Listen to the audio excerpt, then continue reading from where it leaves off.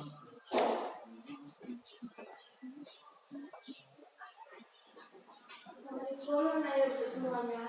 Waalaikumsalam. Alhamdulillah, apa kabar anak-anak semuanya? Alhamdulillah baik, Bu. Sebelum mengambil absen, silakan kepada ketua kelas untuk membaca terlebih dahulu. Baik, Bu. Misalnya ikram doa.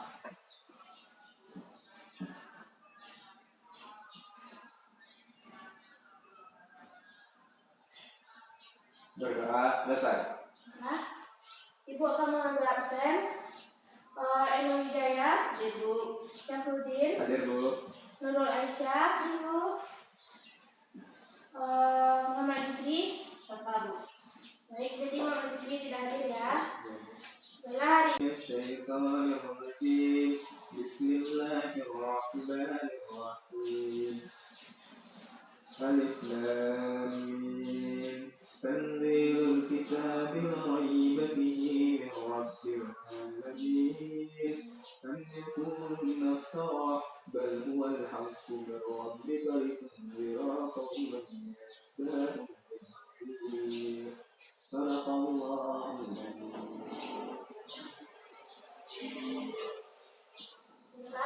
Sekarang Ibu akan menjelaskan materi tentang perkembangan Islam masa Khulafaur Rasyidin.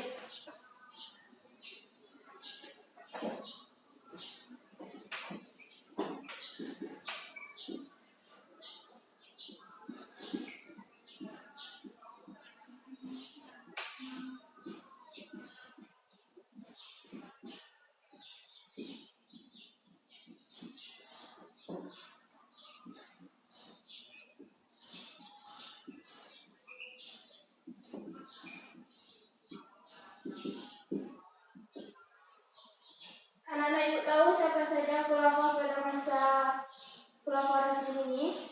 Baik, Bu. Baiklah.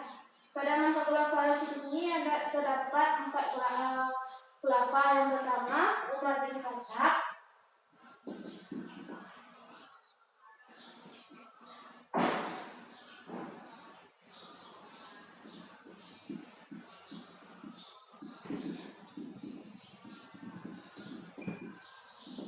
yang kedua Utsman bin Affan,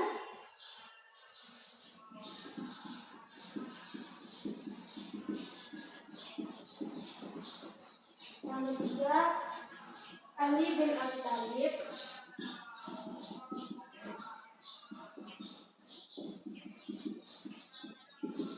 dan yang keempat yaitu Abu Bakar As-Siddiq.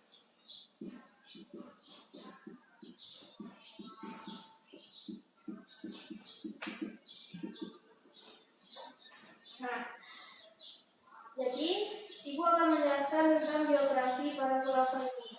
Yang pertama yaitu biografi tentang Khulafaur Rasyidin yaitu Abu Bakar As-Siddiq.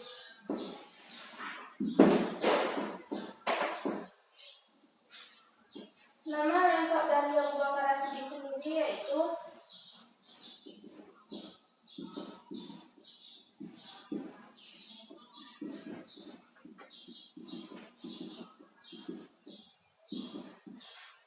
nama lengkapnya yaitu Abdullah bin Utsman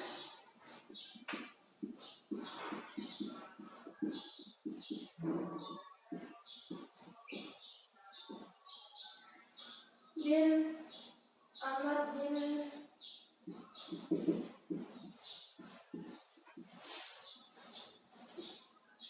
Ka'ab bin Sa'ad bin Taib.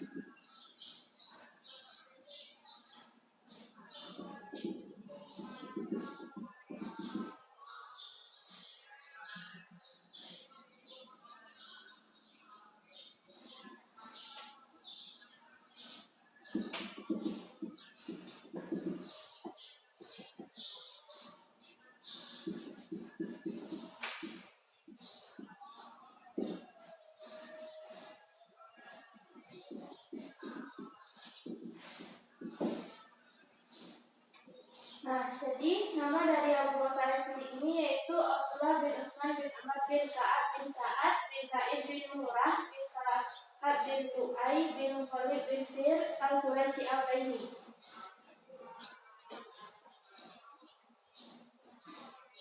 Abu Bakar As-Siddiq sendiri dikenal dengan kebaikannya, sifatnya sendiri, kebaikannya,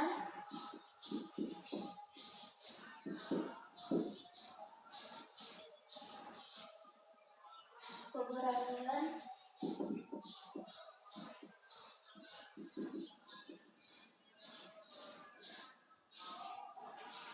ramah, dan laknat.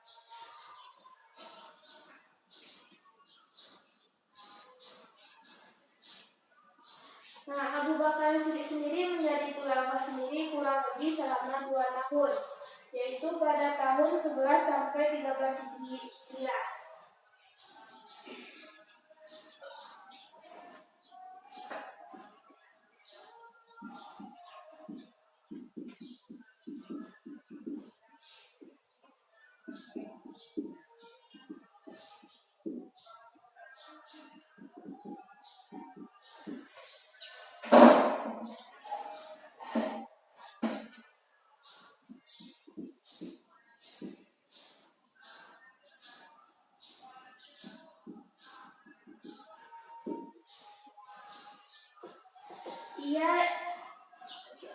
Abu Bakar sendiri menjadi khalifah kurang lebih selama 2 tahun pada tahun 11 sampai 13 Hijriah atau 632 sampai 634 Masehi.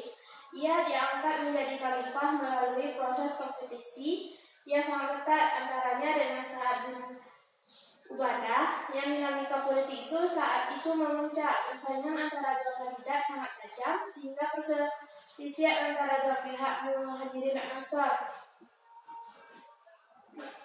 Meskipun pada kepemimpinan Abu Bakar As-Siddiq sendiri relatif singkat, namun sangat terlihat keberhasilan setiap kebijakan di antaranya.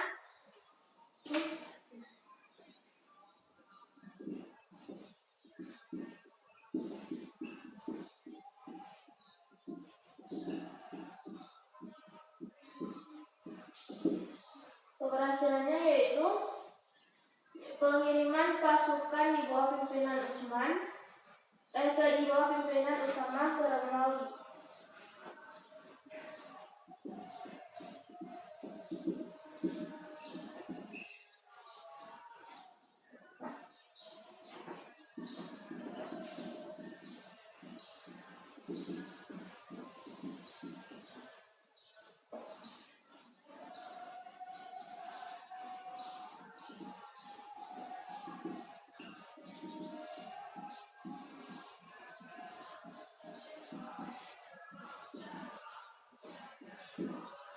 Yang kedua yaitu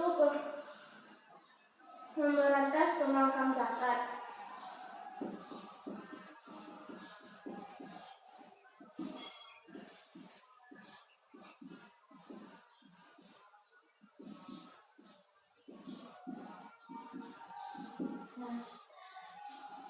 Jadi selama Abu Bakar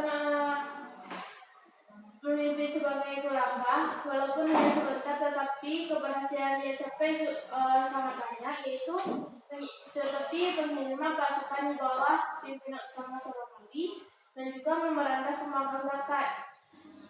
Kemudian adapun perang Riddah dan pengumpulan Al-Quran, perluasan wilayah ke Irak, Syria dan Irak, memerangi nabi palsu, kekuasaan bersifat sentralistik, legislatif, eksekutif, dan yudikatif. Juga hukum dipegang langsung oleh para khalifah. Abu Bakar Siddiq sendiri wafat pada usia 63 tahun pada hari Senin 23 Agustus 634 Masehi. Setelah lebih kurang selama 15 hari terbaring di tempat tidur karena sakit dan mewasiatkan agar Umar menggantikan sepeninggalnya. Jadi khilafah yang menjabat setelah Abu Bakar Siddiq ini yaitu Umar bin Khattab. Adapun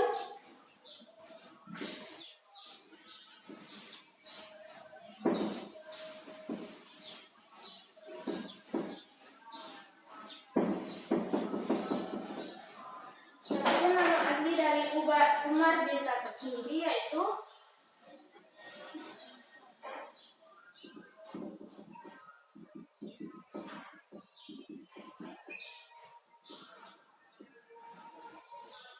Umar bin Khattab bin Naufal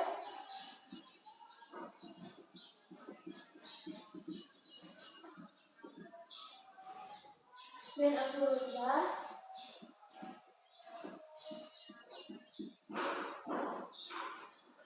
bin Riyad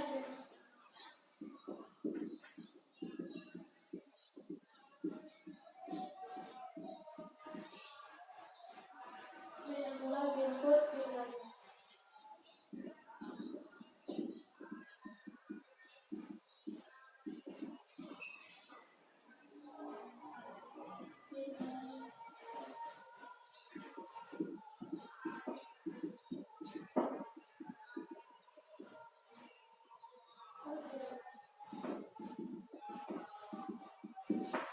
Nah, itu nama lengkap dari Umar bin Khattab. Ia mempunyai perawakan yang tinggi, besar dan mampu bekerja dengan dua tangannya secara seimbang. Seseorang yang sangat ditakuti baik oleh lawan maupun kawan. Adapun Umar bin Khattab sendiri diangkat menjadi khalifah sebagai penerima langsung atas dasar dari wasiat khalifah sebelumnya yaitu Abu Bakar As-Siddiq. Ia memerintah selama kurang lebih 10 tahun.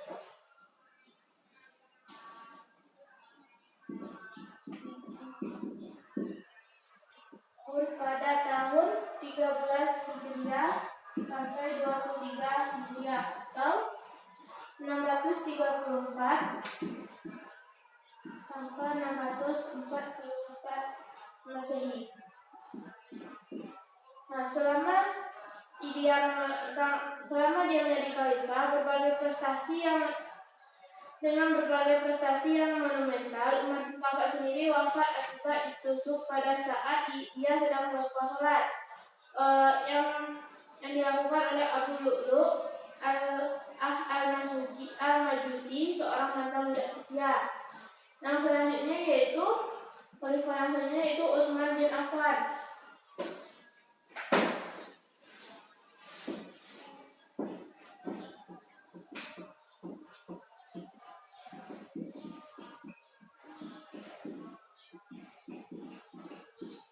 Nama lengkap dari Utsman bin Affan sendiri yaitu Utsman bin Affan bin Abi al-As bin Ubay bin Umayyah bin Abdul Syam bin Abdul Manaf bin Qusay bin Kilab bin Murrah bin Ka'ab bin Lu'ay bin Walid bin Fir bin Malik bin Nadir bin Kinanah bin Huzaimah bin Mudrikah bin Ilyas bin Mudar bin Nizar bin Mu'adu bin Nam. Nah, Utsman bin Affan sendiri merupakan salah satu dari sepupu sahabat Rasulullah SAW yang diberitakan sebagai penghuni surga. Merupakan khulafaur rasyidin yang ketiga dan merupakan salah seorang sahabat Nabi yang mendapatkan petunjuk memiliki akhlak yang mulia, pemalu, dermawan, dan terhormat.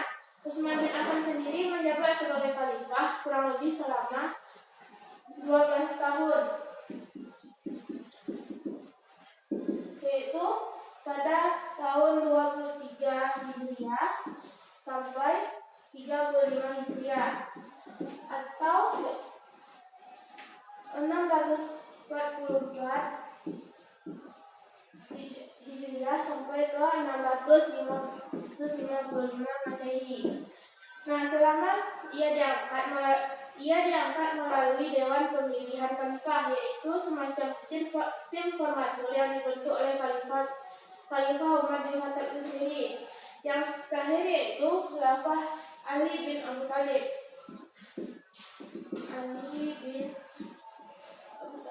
Abi Thalib. Yang nama lengkap beliau sendiri yaitu Ali bin Abi Thalib bin Abdul Manaf bin Abdul Muttalib bin Hashim bin Abdul Manaf bin Qusay bin Kilab bin Murrah bin Ka'ab bin Lu'ay bin Khalid bin Zir bin Malik bin An-Nadar bin Kinanah. Ali bin Abi Thalib sendiri, Ali bin Abi Thalib karamallahu wajah orang yang pertama kali masuk Islam dari golongan anak-anak. Ia merupakan salah satu dari 10 sahabat Nabi SAW yang diberitakan masuk surga. Hubungan kekerabatan Ali bin Abi Thalib sendiri dengan Rasulullah sangat dekat. Ini tercermin dari perkataan beliau, "Anta minni wa anna minka." Engkau bagian dariku dan aku bagian darimu. Ali bin Thalib sendiri menjabat sebagai khalifah kurang lebih 5 tahun pada tahun 35 Hijriah sampai 40 Hijriah atau 655 Masehi sampai 660 Masehi. Selama ia memimpin, ia diangkat sebagai khalifah dan mengalami berbagai intrik politik yang luar biasa. Ali bin Thalib sendiri meninggal karena dibunuh Ibnu Muljam atau nama lengkapnya Abdurrahman bin Muljam saat melakukan salat. Adapun prestasi pada masa Khulafaur Rasyidin ini sendiri yaitu yang pertama perluasan wilayah.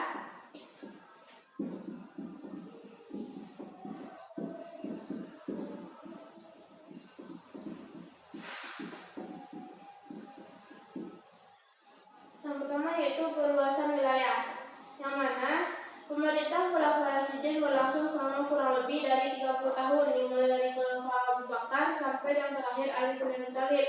Pada masanya, banyak kebijakan yang menyebabkan umat Islam mengalami kemajuan. Ada 3 hal yang menjadi pegangan utama para dai atau tentara Islam saat memasuki daerah-daerah tersebut. Yaitu yang pertama, dianjurkan masuk Islam. Pada masa selama perluasan wilayah itu sendiri, mereka memiliki 3 pegangan, yaitu yang pertama, dianjurkan masuk Islam.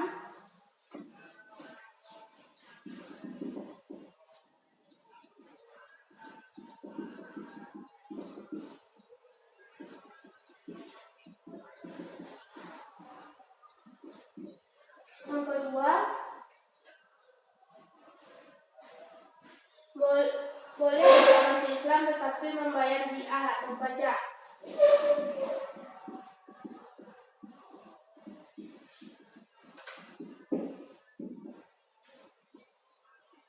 Dan lagi itu jika menentang mereka akan diperangi.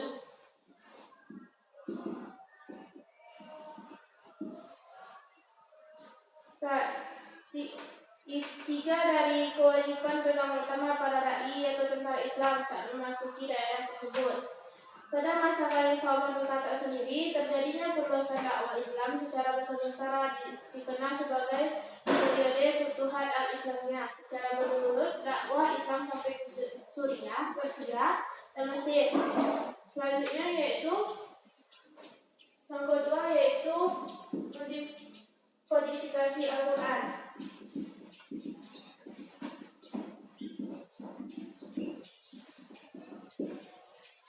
Kodifikasi Al-Quran pada masa periode Khulafaur Rasyidin dilakukan 2 kali, yaitu yang pertama pada masa kekhalifahan Abu Bakar As-Siddiq dan yang kedua pada masa kekhalifahan Utsman bin Affan.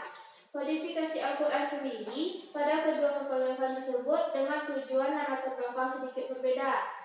Yang pertama, kodifikasi Al-Quran pada masa Abu Bakar As-Siddiq, yaitu usaha yang dilaksanakan atas syarat Umar bin Khattab yang saat itu menjadi penasehat utama khalifah.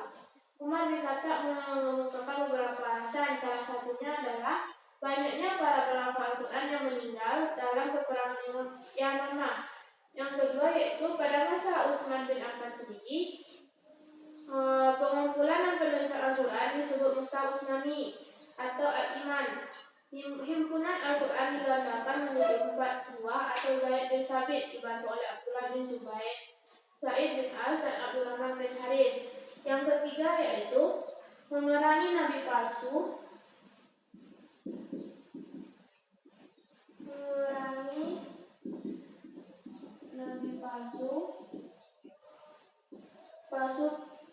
nabi palsu dan para pembangkang.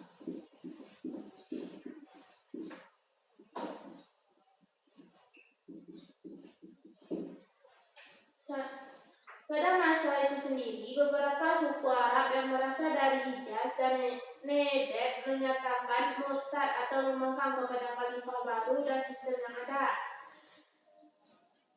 Khalifah Abu Bakar sendiri memandang gerakan itu sangat berbahaya karena hampir di seluruh jazirah Arab muncul gerakan itu. Menghadapi keadaan tersebut, Khalifah Abu Bakar As-Siddiq bersikap tegas. Di balik ketegasannya, Khalifah Abu Bakar Siddiq tetap berpesan kepada panglimanya untuk mengadakan pendekatan secara persuasif atau damai. Sebagian kaum murtad ada yang menerima ajaran damai dan kembali tunduk kepada hukum Islam, namun ada juga yang tak mau berdamai dan memilih berperang. Mereka dipimpin oleh orang-orang yang mengangkat dirinya sebagai nabi. Mereka adalah nabi-nabi palsu yang berusaha menghancurkan Islam, di antaranya yaitu Aswad al-Ansi, yang kedua Tulailah bin Khuwailid al-Asadi, yang ketiga Malik bin Nuwairah, dan yang keempat Musailamah al-Kadzab.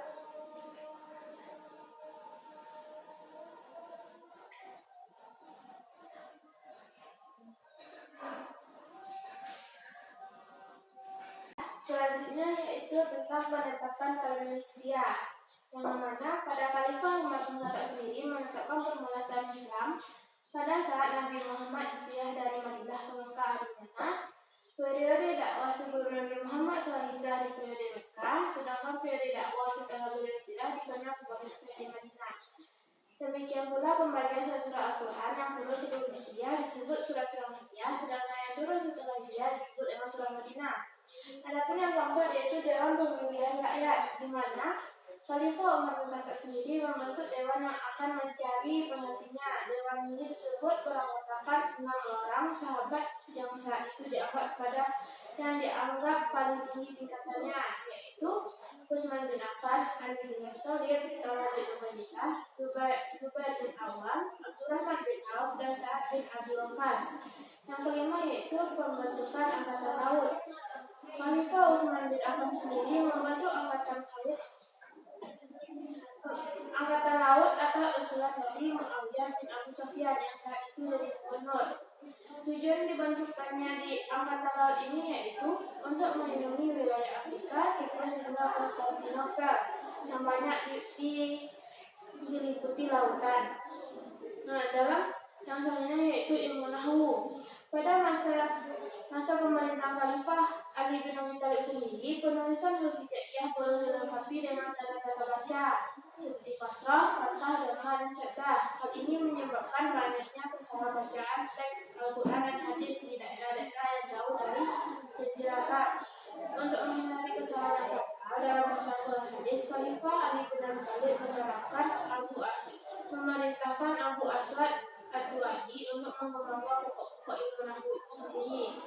Yang ketujuh yaitu renovasi Masjid Nabawi, di mana masa kepemimpinannya Masjid Nabawi dibongkar dan dibangun kembali dengan ukuran yang lebih luas dan lebih indah. Yang terakhir yaitu mengganti pejabat yang buruk. Khalifah Ali bin Abi Thalib sendiri menginginkan sebuah pemerintahan yang efektif dan efisien. Oleh karena itu, beliau kemudian mengganti pejabat-pejabat yang kurang cakap dalam bekerja, memberantas korupsi dan kedinasan dengan cara menegakkan keadilan, yaitu dengan membuat SOP dalam hal terkait dengan tugas jaksa, hakim, dan penegak hukum lainnya melalui kontrol pasar dan memberantas para pedagang licik, penimbun barang, dan pembahasan gelap. Nah, itu materi yang dijelaskan tadi. Jadi, apakah Anda paham dengan yang Ibu jelaskan tadi? Nah, Anda yang bisa membuat kesimpulan dari materi ini?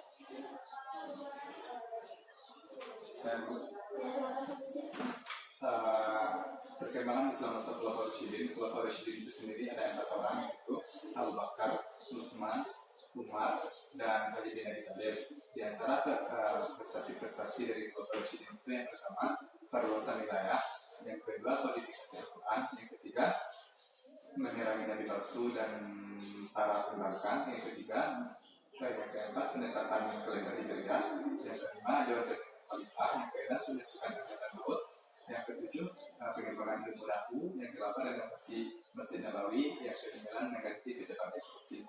Itu yang saya ketahui. Nah, ya, terima kasih Safuddin. Baiklah, mungkin itu penjelasan materi dari Ibu. Ibu akan memberikan tugas, yaitu membuat peta konsep pada masa Khulafaur Rasyidin dan mengerjakan latihan pada halaman 105 dan dikumpulkan minggu besok. Kita sudahi pembelajaran kita dengan membacakan Alhamdulillah. Alhamdulillahirabbil alamin. Assalamualaikum warahmatullahi wabarakatuh.